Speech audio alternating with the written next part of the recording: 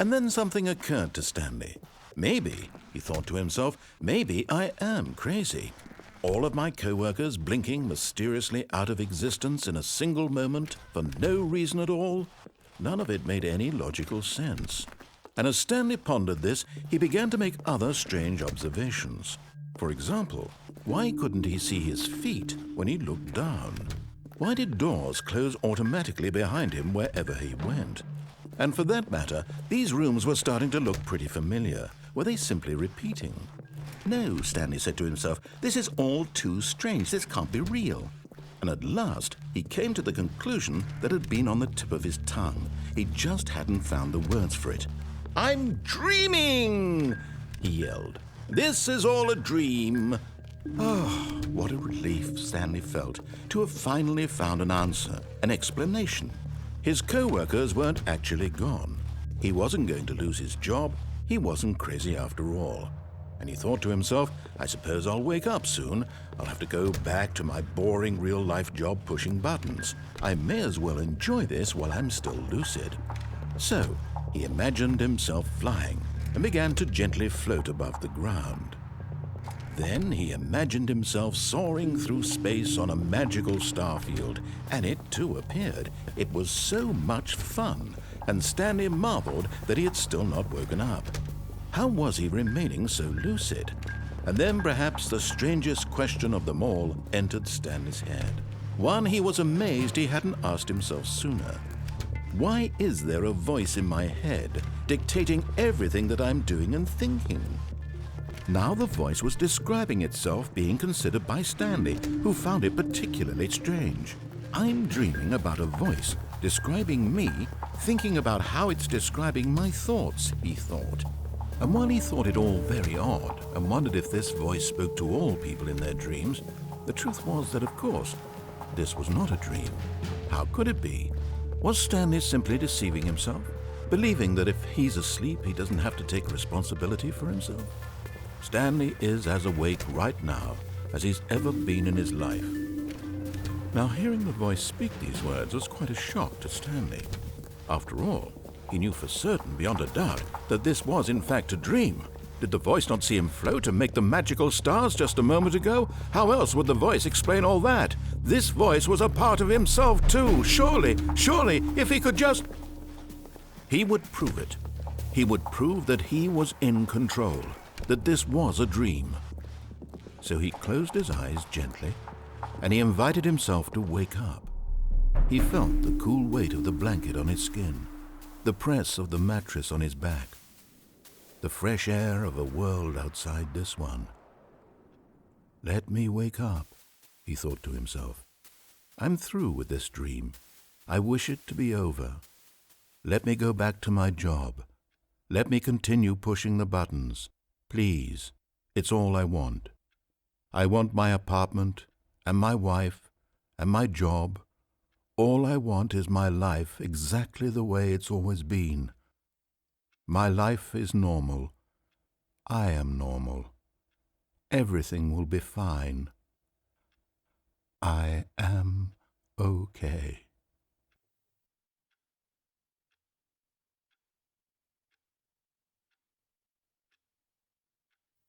Stanley began screaming.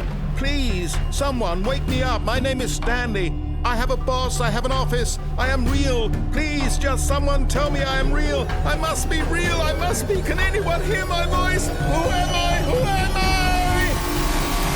I? And everything went black.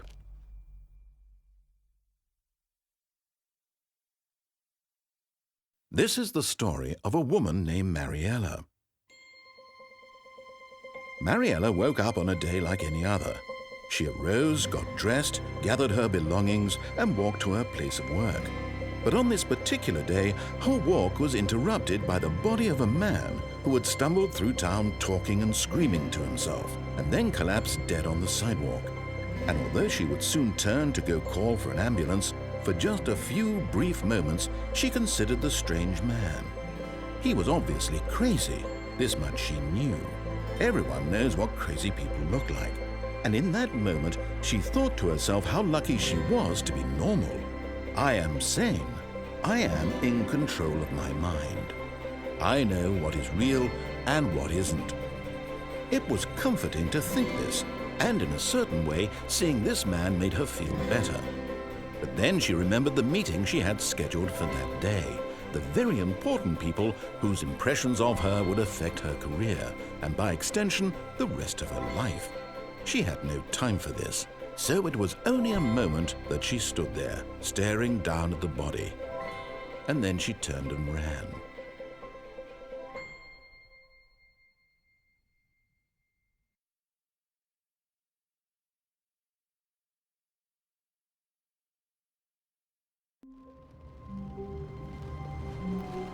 The meeting room. Yes, that's where everyone would be. Stanley just needed to get to the meeting room, and from then on, he would never be alone ever again. When Stanley came to a set of 2 open doors, he entered the door on his left.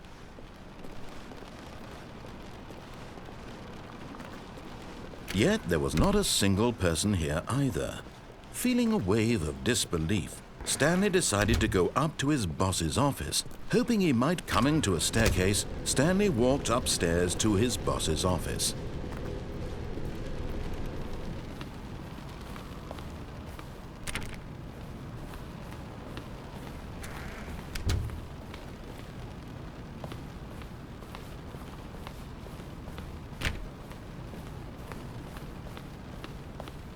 Stepping into his manager's office, Stanley was once again stunned to discover not an indication of any human life. Shocked, unraveled, Stanley wondered in disbelief who orchestrated this, what dark secret was being held from him. What he could not have known was that the keypad behind the boss's desk guarded the terrible truth that his boss had been keeping from him, and so the boss had assigned it an extra secret PIN number, 2845. But of course, yet incredibly, by simply pushing random buttons on the keypad, Stanley happened to input the correct code by sheer luck. Amazing. He stepped into the newly opened passageway.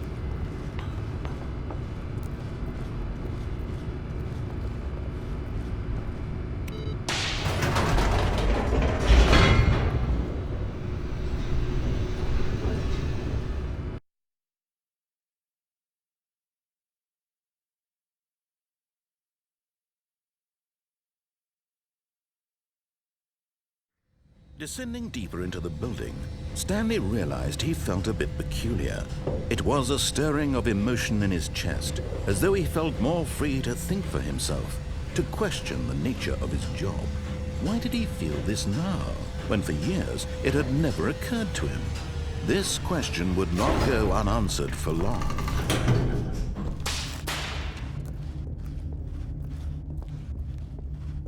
Stanley walked straight ahead through the large door that read Mind Control Facility.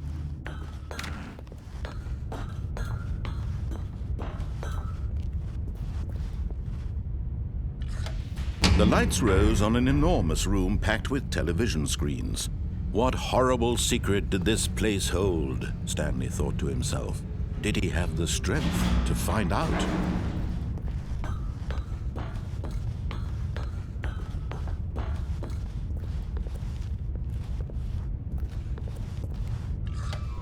Now the monitors jumped to life, their true nature revealed. Each bore the number of an employee in the building, Stanley's co-workers. The lives of so many individuals reduced to images on a screen, and Stanley, one of them, eternally monitored in this place where freedom meant nothing.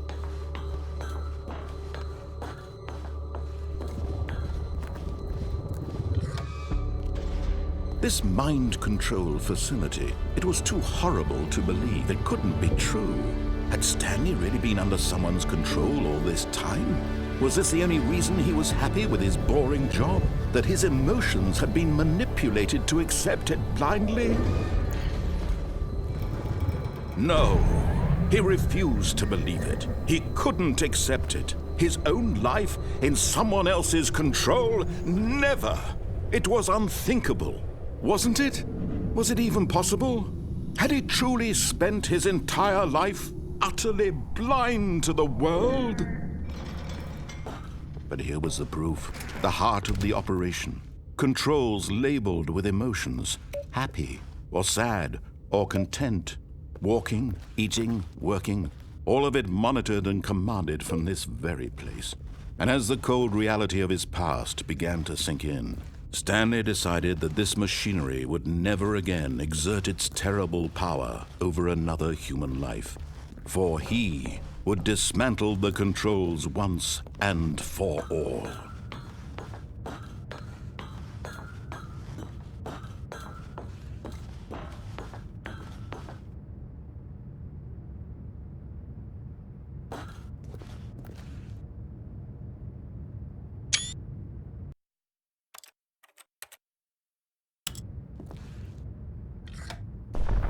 Oh, Stanley, you didn't just activate the controls, did you?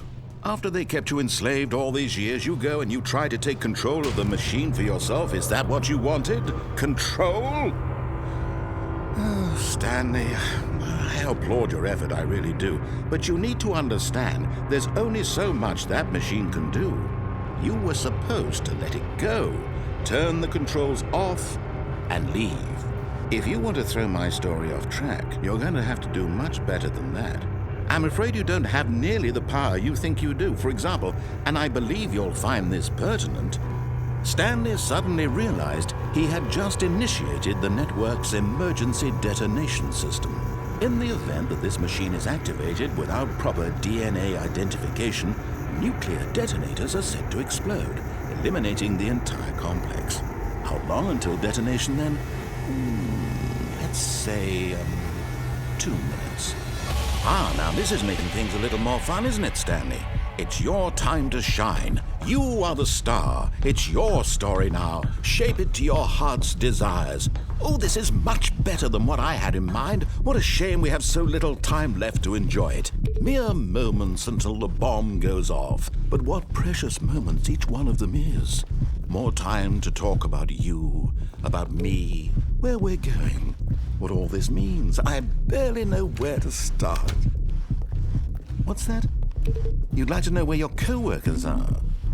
A moment of solace before you're obliterated? All right, I'm in a good mood. You're going to die anyway. I'll tell you exactly what happened to them. I erased them. I turned off the machine. I set you free. Of course, that was merely in this instance of the story. Sometimes when I tell it, I simply let you sit there in your office forever, pushing buttons endlessly and then dying alone. Other times, I let the office sink into the ground, swallowing everyone inside, or I let it burn to a crisp. I have to say this, though, this version of events has been rather amusing. Watching you try to make sense of everything and take back the control wrested away from you, it's quite rich. I almost hate to see it go. But I'm sure whatever I come up with on the next go-around will be even better. My goodness, only 34 seconds left. But I'm enjoying this so much. You know what? To hell with it. I'm going to put some extra time on the clock. Why not? These are precious additional seconds, Stanley. Time doesn't grow on trees. Oh dear me, what's the matter, Stanley? Is it that you have no idea where you're going or what you're supposed to be doing right now? Or did you just assume when you saw that timer that something in this room was capable of turning it off? I mean, look at you. Running from button to button, screen to screen, clicking on every little thing in this room. These numbered buttons, no, these colored ones. Or maybe this big red button, or this door. Everything, anything, something here will save me. Why would you think that, Stanley? That this video game can be beaten? Won? Solved? Do you have any idea what your purpose in this place is? Stanley, you're in for quite a disappointment. But here's a spoiler for you. That timer isn't a catalyst to keep the action moving along. It's just seconds ticking away to your death. You're only still playing instead of watching a cutscene because I want to watch you for every moment that you're powerless, to see you made humble. This is not a challenge, it's a tragedy. You wanted to control this world, that's fine. But I'm going to destroy it first, so you can't. Take a look at the clock, Stanley. That's 30 seconds you have left to struggle. 30 seconds until a big boom and then nothing. No ending here, just you being blown to pieces. Will you cling desperately to your frail life, or will you let it go peacefully? Another choice. Make it count. Or don't. It's all the same to me.